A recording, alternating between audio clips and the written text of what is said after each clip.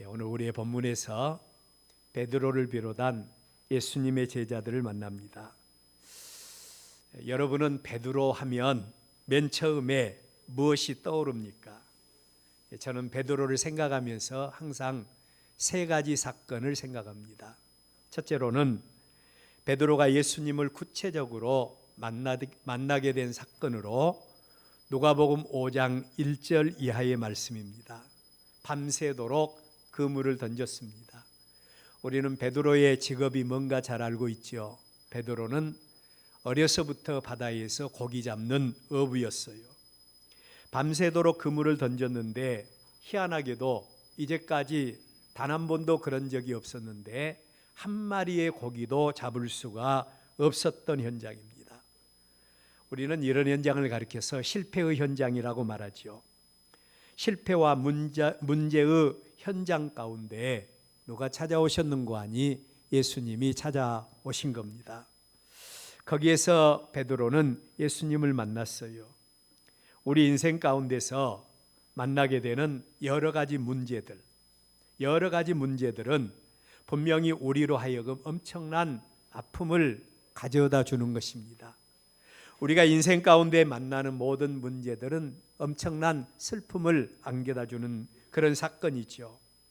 한 치 앞이 내다보이지 아니하도록 만들어 버리는 사건이 바로 이 문제라는 겁니다.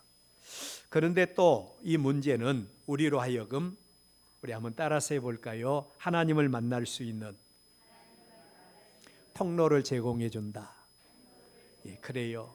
이 문제는 우리로 하여금 하나님을 만날 수 있는 통로를 제공해 주기도 하는 양면성을 가진 사건이 바로 이 문제인 겁니다. 그런데 이 문제 가운데서 바로 이 베드로가 예수님을 만나게 됩니다.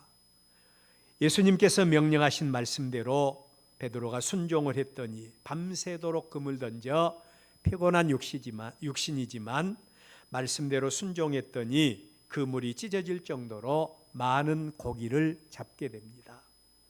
여기에서 베드로는 예수님이 누구신가를 알게 되었고 예수님을 만나게 되는 그런 사건을 우리가 접할 수가 있는 것입니다. 두 번째로 베드로 하면 또 하나 떠오르는 사건이 있죠. 예수님께서 3년간의 공생의 사역을 거의 마감하실 그런 직전에 제자들 향하여 던지신 질문, 그리고 그에 대해서 대답하는 베드로의 모습입니다. 너희들은 나를 누구라고 생각하느냐고 말씀하셨던 예수님의 질문에 대해서 베드로는 한치의 주저함도 없이 이에 주는 그리스도요 살아계신 하나님의 아들이십니다. 베드로의 고백입니다. 이 대답으로 예수님은 그의 이름을 앞으로 너의 이름을 시몬이라고 하지 말고 베드로라고 해라. 그리고 내가 너의 그 이름 위에 내 교회를 세우겠다. 그 이름 위에 내 교회를 세우겠다. 우리 각자가 예수님을 만나야 합니다. 우리 각자가 예수님을 우리의 구주로 영접하고 그리고 예수님에 대한 분명한 고백이 있어야 합니다. 그리고 우리의 그 이름 위에 예수님께서 우리의 교회를 세울 수 있는 은혜가 있기를 바랍니다. 베드로가 그 은혜를 받았습니다. 이러한 베드로였기에 그는 예수님을 위해서 생명을 바칠 것을 맹세합니다. 그런데 세 번째로 그 베드로가 예수님께서 대제사장과 종교 지도자들에 의해서 잡히고 신문받는 그 현장에서 예수님을 모른다고 또 3번이나 부인하게 된 사건이에요. 어떻게 이처럼 예수님을 향한 분명한 지식, 예수님을 향한 분명한 신앙을 가졌던 베드로가 예수님을 모른다고 그것도 맹세하고 그것도 저주까지 하면서 예수님과의 관계를 부인할 수밖에 없었을까? 저는 이것이 우리의 육신을 입은 우리 사람들의 한계 상황이다. 사람들의 한계 상황이라고 생각을 합니다. 여러분, 한계 상황이 뭔 줄 알죠? 평상시에 우리는 우리의 본 모습을 가리면서 살아갈 수 있어요. 얼마든지 가면을 쓰고 대인관계를 가질 수 있고요, 얼마든지 우리는 가면을 쓰고 우리의 신앙을 고백할 수 있는 겁니다. 그러나 한계의 상황이 우리에게 다가왔을 때, 극한의 상황, 피할 수 없는 상황을 우리가 만나게 되었을 때 우리의 삶은 달라지게 되어 있다는 거예요. 베드로가 누굽니까? 그도 예수님의 제자이기 이전에 사람이었습니다. 예수님의 제자이기 전에 사람이었어요. 육에 속한 사람은 항상 눈에 보이는 육신의 안녕을 먼저 생각하도록 되어 있습니다. 우리가 부름받아 나서니 몸 어디든지 가겠다고 입술로 고백하지 않습니까? 저도 신학을 시작하기 전에 그런 고백을 했어요. 그 찬송이 또 그때 당시에 얼마나 많이 유행을 했던가 몰라요. 멸시천대 십자가 내가 지고 가오리다, 종기 영광 모든 곳에 주님 홀로 받으소서, 이런 찬양을 많이 드렸습니다. 그런데 여러분, 우리가 극한의 상황을 넘어서서 우리가 어떤 사건을 만나게 되었을 때 사람들은 항상 눈에 보이는 육신의 안녕을 먼저 생각하도록 되어 있다는 겁니다. 어떤 사건을 만나게 되었을 때 나에게 손해가 되고 나의 생명에 심각한 영향을 줄 수 있는 그런 상황이라고 한다면 당연히 피할 수밖에 없는 것이 바로 인지상정인 겁니다.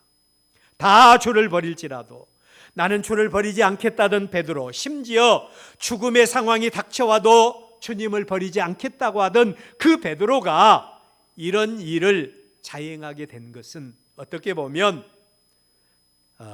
당연한 일이라고 말할 수가 있어요.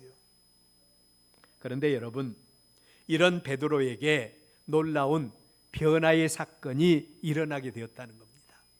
이런 베드로에게 놀라운 변화의 사건이 일어났어요. 그 배경은 첫째로 사도행전 1장 8절에 보면 오직 성령이 너희에게 임하시면 너희가 권능을 받고 예루살렘과 온 유대와 사마리아 땅끝까지 이르러 내 증인이 되리라 하시니라. 예수님이 십자가에 못 박아 죽으시고 사흘 만에 다시 부활하신 다음에 40일 동안이나 부활하신 예수님께서 그의 제자들과 그를 따르는 무리들에게 나타내 보이십니다. 그리고 하늘나라로 승천하시면서 그의 제자들에게 주신 말씀이 너희에게 성령이 임할 것이라고 하는 말씀을 주신 겁니다. 성령이 임할 것이다. 여기서 말하는 성령은 하나님의 사랑과 예수 그리스도의 대속의 은혜와 그 생명을, 새 생명을 받게 하는 이 모든 사건들이 믿어지게 하는 하나님의 능력을 가리켜서 성령의 역사라고 말합니다. 하나님의 능력을 가리켜서 성령의 역사라고 말을 해요. 구원주로서 예수님의 사역이 마감이 되어집니다. 예수님이 우리의 억만 가지 죄를 대신해서 십자가에 못 박아 죽으시고 부활하시고 승천하십니다. 그리고 이 땅의 구원의 길이 완성된 다음에 그를 믿고 따르는 자들에게 하나님의 성령이 임할 것이라고 말씀을 하시고요, 그 성령은 그 백성들에게 권능을 더할 것이라고 약속을 하신 겁니다. 자, 여러분, 그러므로 우리가 예수 그리스도를 인격으로 맞아들이고 그리고 또한 하나님의 구원과 하나님의 은혜와 사랑을 우리의 삶 속에 인격적으로 체험하기를 원한다면 당연히 하나님의 성령의 은사를 덧입어야 할 줄로 믿습니다. 자, 다음으로 사도행전 2장 1절 이하의 말씀을 보면 예수님께서 약속하신 그 성령이 오순절 다락방에 임하는 사건, 그리고 그 가운데 모여있던 모든 사람들이 다 성령으로 충만함을 받게 되는 이런 사건이 기록이 되어져 있습니다. 여기서 말하는 성령이 충만하다라고 하는 말은 차고 넘친다고 하는 말이죠. 하나님의 성령이 임한 자들에게 나타나는 특징이 있습니다. 예수 그리스도의 구원의 복음, 예수 그리스도 안에서 우리에게 주어진 생명의 복음이 우리의 삶 속에서 차고 넘치는 역사가 일어나는 것, 바로 성령 충만의 역사인 줄로 믿습니다. 베드로가 그 성령의 충만함을 받았어요. 성령의 충만함을 받았습니다. 그리고 그 후에 베드로의 모습이 완전히 딴 사람으로 변화되고 말았어요. 전에는 세상을 두려워했던 베드로입니다. 전에는 사람을 두려워했습니다. 그러나 이제는 아닙니다. 세상과 사람 앞에 담대히 설 수 있을 뿐만 아니라 그가 진정으로 두려워해야 할 대상이 누구인가에 대해서 베드로는 드디어 깨닫게 된 것입니다. 자, 여러분, 무엇이 베드로로 하여금 비포, 이전의 베드로, 애프터, 그 후의 베드로가 이처럼 분명한 삶으로 변화되게 하는 능력의 근원이 되었는가? 오늘 저와 여러분이 이 베드로에 대해서 깊이 살필 수 있어야 되겠어요.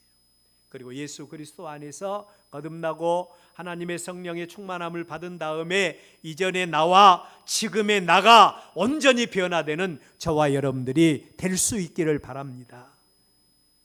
바로 성령 충만한 믿음을 가져야 우리는 나를 넘어서는 믿음을 가질 수 있기 때문입니다. 자, 여러분, 나를 넘어선 믿음을 갖기 위해서 우리에게 반드시 필요한 조건이 있다고 했습니다. 그게 바로 성령 충만함을 덧입는 것이라고 말씀을 했어요. 여러분, 베드로를 보십시오. 그는 하나님의 아들이신 예수님이 누구신가를 아까 말씀드린 대로 문제의 중심에서, 인격의 중심에서 알 수 있었고 만났던 그런 사람입니다.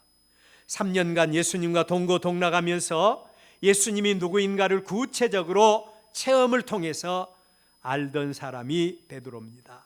그런 그였기에 예수님이 누구신가에 대해서 물었을 때 거침없이 예수님이 누구신가에 대해서 고백할 수 있었던 거예요. 자, 여러분, 옛날에 우리 한국 교회 전통이 있습니다. 우리가 예수님을 믿기로 작정하고 교회를 나오게 되면, 교회 나온 지 6개월이 되면 학습이라는 걸 받아요.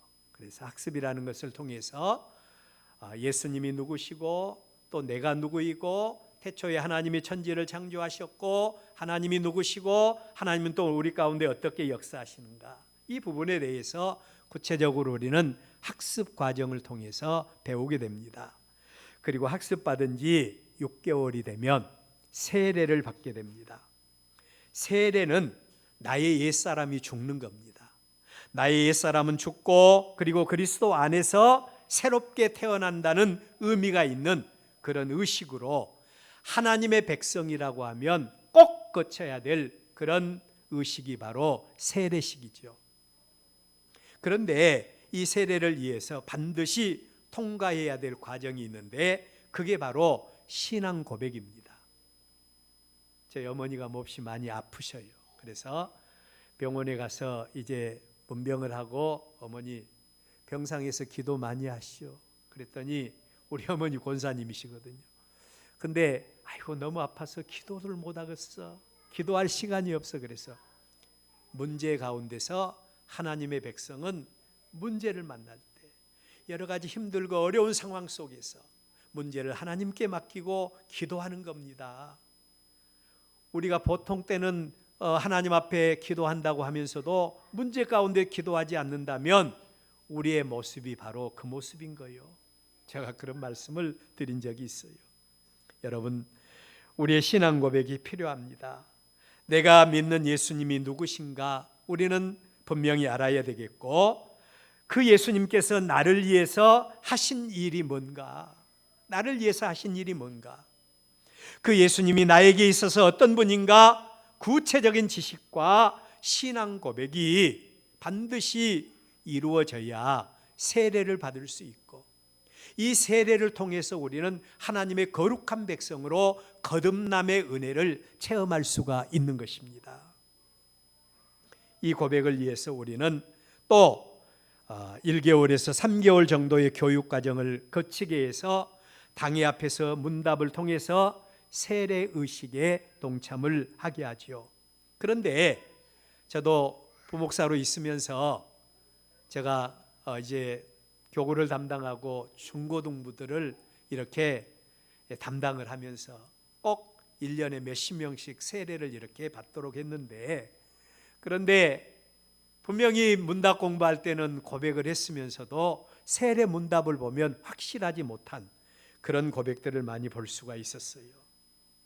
제가 이 말씀을 드린 이유가 있습니다. 우리의 본문의 베드로 누굽니까? 그는 경험적으로나 그리고 지식적으로나 예수님에 대한 완벽한 지식과 고백을 가졌던 사람이 베드로라는 겁니다.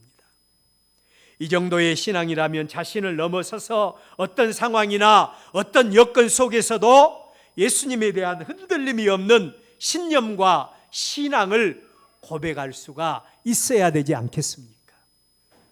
그런데 그 베드로의 모습을 보세요.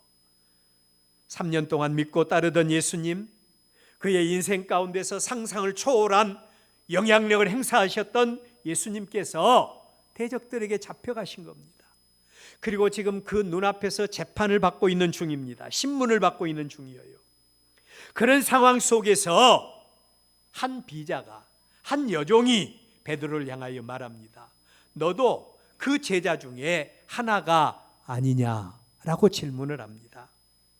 여기서 기억할 것은 그들은 베드로에 대해서 어떤 생명의 위협을 느낄 수 있는 그런 존재가 아니었어요. 단지 제사장의 집에서 수종 들고 있는 종에 불과한 자들이 그들입니다. 그런데도 그러한 자들 앞에서 베드로가 보이는 행동을 보십시오. 상상을 초월합니다. 그가 예수님의 제자인 것에 대해서 아니, 나 그분의 제자가 아니야, 부인하는 정도가 아니라 맹세하면서 나는 그분과 상관이 없어, 심지어는 저주까지 하면서 자신은 예수님과 상관이 없는 자라고, 그것도 예수님의 면전에서 예수님을 부인하는 장면을 바라볼 수가 있지요. 자, 여러분, 여기서 우리가 발견할 수 있는 하나의 사실이 있습니다. 우리의 어떤 신념이나 우리의 어떤 지식도 우리의 생명보다 우월하지 않다는 거예요. 여러분, 우리가 예수 믿고 구원받고 하나님의 백성이고 하나님의 거룩한 백성으로 산다고 입술로는 우리가 고백하지 않아요? 그런데 우리의 이 고백이 우리의 생사를 가름하는 이런 현장 앞에서 우리의 믿음을 고백하라고 한다면 여러분 어떻게 하겠습니까? 우리의 생명보다도 우월하지 않는 것이 바로 우리의 고백인 것을 알 수가 있지요. 이게 바로 육체를 가진 우리 인간의 한계 상황이라고 할 수가 있는 겁니다. 그런데 오늘 우리의 본문에 보면 같은 사람인 베드로가 이제는 대제사장과 사내들인 공회 의원들 앞에서 보였던 고백에 대한 말씀이에요. 그들은 일전에 베드로가 그렇게 두려워해서 3번이나 예수님을 부인하게 했던 비자들과는 전혀 차원이 다른 그들이에요. 베드로와 제자들의 생살권, 그러니까 그들을 살릴 수도 있고 그들을 죽일 수도 있는 그런 권세를 가진 자들이 바로 이들이에요. 그런데 그러한 자들 앞에서 베드로가 보인 반응은 어떠했습니까? 어떤 두려움이나 어떤 위축감도 없이 그들을 통해서 나타냈던 한 사건이 있죠. 내게 은과 금은 없지만 나사렛 예수 그리스도의 이름으로 명하노니 일어나 걸으라고 해서 걸었던 안진뱅이를 고치는 사건, 매우 유명한 사건이었어요. 그런데 그 안진뱅이를 고치게 된 사건에 대해서와 그리고 그 역사의 주인공은 자신들의 힘과 자신들의 능력이 아니라 바로 당신들이 십자가에 못 박은 예수 그리스도의 이름으로 한 것이다. 예수 그리스도의 이름으로 한 것이다. 그분 예수님은 너희 건축자들이 버린 돌로서 집 모퉁이의 머릿돌이 되신 분이다. 다른 말로 예수님이 하나님이 이 땅을 구원하시는데 구원의 초석이 되었던 분이라고 말씀을 하고 있는 겁니다.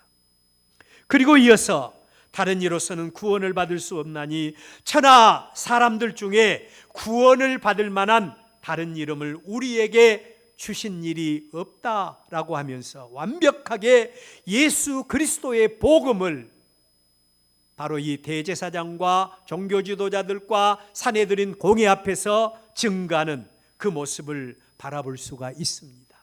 여러분, 무엇이 같은 사람인 이 베드로, 무엇이 같은 사람들인 제자들을 이처럼 다른 사람으로 변화시킬 수가 있었을까요? 무엇이 이들로 하여금 이처럼 눈에 보이는 것들을 두려워해서 자신들의 신념을 헌신짝 버리듯이 버릴 수밖에 없었던 그들을 전혀 다른 사람으로 변화를 받게 했을까요? 무엇이 이들로 하여금 자기를 뛰어넘는 신앙을 고백하고 예수 그리스도의 복음을 증거하게 할 수 있었을까요? 다른 것은 없습니다. 그들에게 하나님의 성령이 임하였기 때문에 가능한 역사인 줄로 믿습니다. 그들에게 하나님의 성령이 임하였기에 하나님의 성령이 그들에게 믿음을 더하심으로 예수 그리스도 안에서 주어진 그 구원의 능력과 구원의 권세와 예수 그리스도 안에서 우리에게 주어진 소망이 무엇인 줄 알았기에 그들은 땅에 소망을 두지 아니하고 영원한 하나님의 나라에 소망을 두게 된 겁니다. 오늘 사랑하는 여러분, 우리 한 사람 한 사람이 이 시대에 말세에 내가 남종과 여종에게 부어주시마 약속하신 보혜사 성령의 은혜를 덧입는 여러분들 되시기를 축원합니다. 두 번째로 하나님을 영화롭게 하고, 하나님을 영화롭게 하고, 우리의 믿음이 하나님을 영화롭게 하고 영원토록 하나님을 즐거워하는 것 아니겠습니까? 무엇이 우리로 하여금 하나님을 영화롭게 하고 하나님의 뜻을 이루게 할 수 있습니까? 성령 충만의 은혜가 아니고는 할 수 없다는 겁니다. 말씀드린 대로 우리는 절대로 이성을 초월해서 육체의 정욕을 이기고 믿음으로 승리하는 삶을 살 수가 없습니다. 여러분, 베드로를 보세요. 그는 누가 보더라도 완벽한 신앙의 조건을 갖춘 사람이 베드로였습니다. 그러한 그가 한 비자 앞에서 무참히 쓰러지고 넘어질 것이라고 누가 상상이라도 했겠어요. 그런데도 그는 무너지고 말았습니다. 이게 바로 우리의 육체의 한계입니다. 누구 탓할 것 없어요. 아니, 세상에 베드로가 그랬어? 그러면 나는 어때요? 나는 어떻습니까? 우리가 예수 믿은 지 얼마나 우리의 신앙의 연조가 깊습니까? 우리는 예수님이 누구인가 잘 압니다. 그래서 예수님에 대한 신앙을 고백했습니다. 그럼에도 불구하고 우리에게 극한 상황이 다가왔을 때 여러분은 어떻게 하시겠습니까? 열왕기하 18장에 보면 유다의 역대 왕들 가운데 가장 위대했던 왕 한 사람이 등장합니다. 히스기야라고 하는 왕이죠. 이 히스기야 왕이 삶 속에서 엄청난 문제 가운데서 두 가지 하나님의 놀라운 기적의 은혜를 체험을 해요. 첫 번째 기적은 아수르 왕 사네립의 군대입니다. 당시에 세계적으로 사네립의 군대를 당해낼 수 있는 어떤 나라도 어떤 군대도 없었어요. 하나님의 이름이 망명때 일컬어지고 짓밟힙니다. 이때 히스기야가 하나님의 종 이사야에게 부탁하고 함께 하나님 앞에 기도할 때 하나님께서 놀라운 역사를 일으키시죠. 상상을 초월하는 그런 역사입니다. 사네립의 군대 18만 5천이 하루 저녁에 하나님의 죽음의 사자에 의해서 모든 사람들이 다 죽음에 이르게 돼요. 사네립의 군대가 죽음에 이르게 하는 놀라운 역사를 누가 체험을 했는고 하니 바로 하나님의 역사의 현장에서 히스기야 왕이 체험을 합니다. 두 번째 기적은 히스기야 왕이 죽을 병에 걸리게 된 사건이죠. 그가 벽을 향하여 하나님 앞에 간절히 기도했고 하나님께서 그 기도를 들으시고 그 생명을 15년 동안 연장시켜 준 사건입니다. 이때 하나님은 히스기야의 기도를 들어주시는 그 하나님의 증표를 보여달라고 했을 때 하나님께서 그 기도 응답에 대한 증표로 해시계의 그림자를 10도를 물러가게 하는, 그러니까 천체를 움직이게 하는 하나님의 역사를 히스기야 왕에게 보여주었어요. 여러분, 이 정도 되면 하나님에 대한 히스기야 왕의 신앙 고백이 어떻게 해야 되겠습니까? 어떠해야 되겠습니까? 그의 신앙을 우리가 가늠할 수 있지 않습니까? 그런데 결정적인 순간에 이 히스기야 왕이 보인 태도는 모든 영광을 하나님께 돌려드려야 할 자리입니다. 오늘의 나의 나된 것이 하나님의 은혜라고 고백할 수 있는 그 현장에서 히스기야는 어떻게 했어요? 모든 영광을 하나님께 돌려드리는 게 아니라 자기 왕국에서 가지고 있었던 모든 군대와 모든 재산과 모든 그들의 모습을 다 멀리서 왔던 바벨론 사람들에게, 사신들에게 보여주므로 모든 영광을 하나님께 돌려드린 것이 아니라 자기가 받아버리는 이런 모습을 우리는 바라볼 수가 있지요. 그러한 죄에 대해서 지적하는 하나님의 종 선지자들의 어떤 말도 듣지 않는 모습을 볼 수가 있습니다. 이것이 사람 아니겠습니까? 우리라고 해서 절대로 예외는 아닙니다. 우리도 보혜사 성령, 우리의 믿음을 도우시는 성령의 역사와 성령의 도우심이 없으면 절대로 나 자신을 뛰어넘을 수가 없습니다. 고로 이러한 하나님의 은혜를 알고 하나님의 구원과 하나님의 생명과 하나님의 능력을 알고 하나님을 영원롭게 하는 믿음을 소유하기 위해서 우리가 간절히 갈망하고 소원하여야 될 것이 있습니다. 보혜사 성령의 도우심과 성령의 은혜를 덧입는 것입니다. 성령의 은혜를 덧입는 것이. 성령의 도우심이 없으면 우리에게는 이 세상을 이길 수 있는 어떤 능력도 존재하지 않습니다. 여러분이 저를 바라볼 때 믿음이 좋아 보입니까? 우리 장로님들을 바라볼 때, 권사님들을 바라볼 때 저 정도 되면 믿음이 흔들리지 않겠다, 우리 교회 기둥이다, 이렇게 생각할 분들이 계세요. 여러분, 물론 겉으로 볼 때는, 평안할 때는 충분히 그렇게 보일 수 있어요.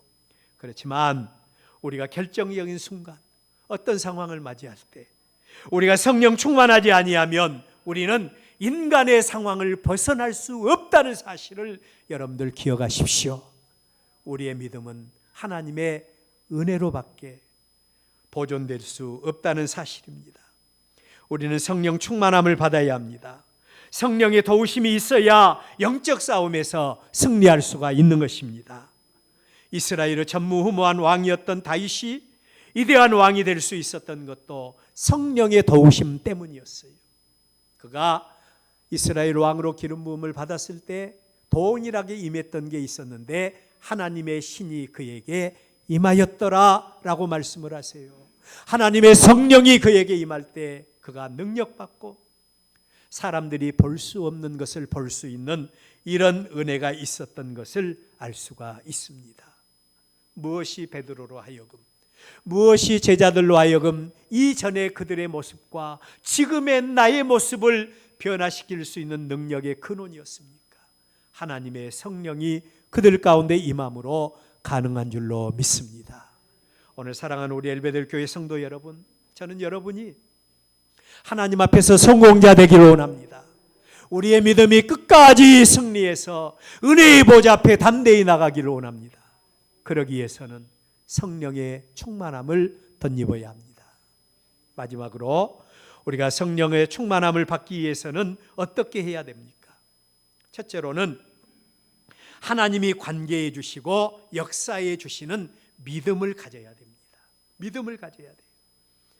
이 믿음은 하나님의 아들이시고 우리의 구주가 되신 예수 그리스도를 구주로 영접하는 믿음인 겁니다.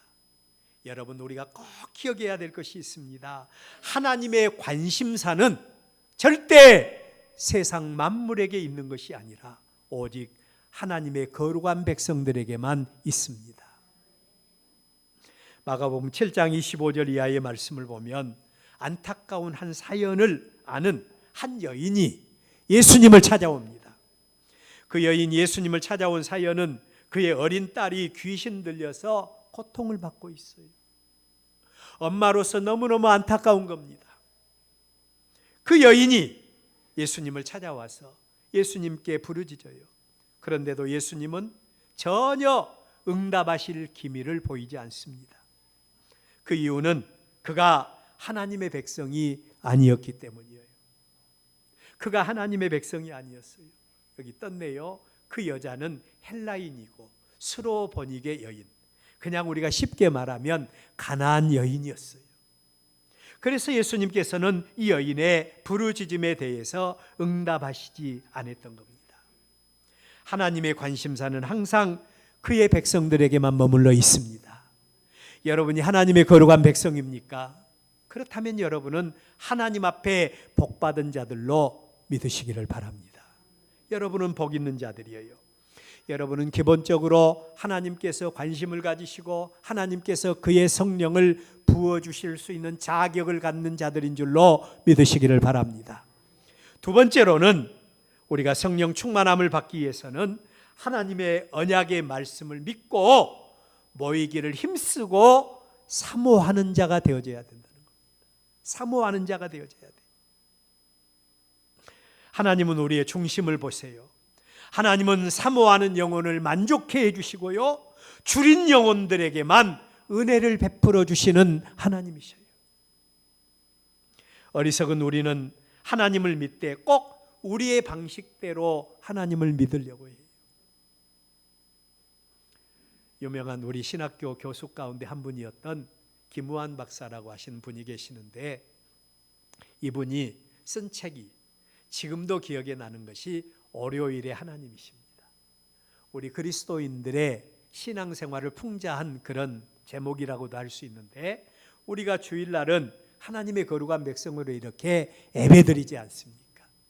그런데 이제 예배드리고 그리고 은혜 받고 이제 우리가 월요일날 세상을 향하여 나가는데, 여러분 어때요? 그 세상 가운데서도 하나님과 동행하면서 사십니까? 아니면 하나님 그냥 교회 안에다 남겨두고 그리고 교회 밖으로 나갈 때는 하나님과 상관없는 우리의 삶을 여러분들 살고 계세요? 월요일의 하나님, 여전히 월요일에도 우리의 직장과 우리의 생업의 현장, 우리의 삶의 현장에서도 하나님이 역사해 주시고 동행해 주시고 임재해 주시는 이런 하나님을 우리는 믿어야 한다는 겁니다. 여러분, 요나 선지자, 요나서에 보면 요나 선지자가 나옵니다. 그는 하나님을 피하여 도망할 수 있다고 생각을 했어요. 하나님의 계시를 받습니다. 저 큰 니느웨로 가서 그들에게 그들의 멸망의 소식을 외치라는 겁니다. 그런데 요나 선지자는 가기가 싫었어요. 그래서 그가 하나님을 피하여 도망할 수 있다고 생각한 겁니다. 그래서 욥바라고 하는 항구로 가서 배를 타고 땅끝이라고 하는 멀리 다시스라고 하는 곳으로 도망해서 그곳에서 하나님 없이 살겠다고 생각하고 도망하는 요나 선지자. 어떻게 됐어요? 처음에는 배가 순항을 할 때는 야, 내가 이제 하나님을 피하여서 내가 내 나름대로 자유함을 누리고 살 수 있겠지 생각했는데, 바다 한가운데서 풍랑 가운데서 하나님을 만나게 되지요. 거기 뱃속에서 회개하게 됩니다. 그리고 그가 하나님의 손에 붙들려 다시 사명자의 삶을 살아가는 모습을 바라볼 수가 있지요. 이처럼 하나님은 우리의 중심을 보시고 머리털 하나까지 세밀하게 감찰하고 계시는 하나님이신 줄로 믿으시기를 바랍니다. 그 하나님은 사모하는 영혼을 만족해 하셔요. 줄인 영혼 채워주십니다. 간절히 찾는 자에게 만나주시는 하나님이십니다. 마지막으로 하나님의 성령은 전혀 기도하기를 힘쓰는 자들에게 주어지는 겁니다. 말세에 하나님께서 왜 하나님의 은혜가 우리에게 없다고 말합니까? 경건의 모양은 있는데 경건의 능력이 없는 시대가 오리라고 했습니까? 사람들이 사모하지 않고 사람들이 전혀 기도하기를 힘쓰지 않았기 때문이라고 말하죠. 여러분, 하나님의 은혜와 복은 나를 넘어선 믿음, 나를 넘어서서 하나님의 역사를 이루는 믿음의 열매를 맺는 자들에게만 임하는 것이 하나님의 복인 줄로 믿으시기를 바랍니다.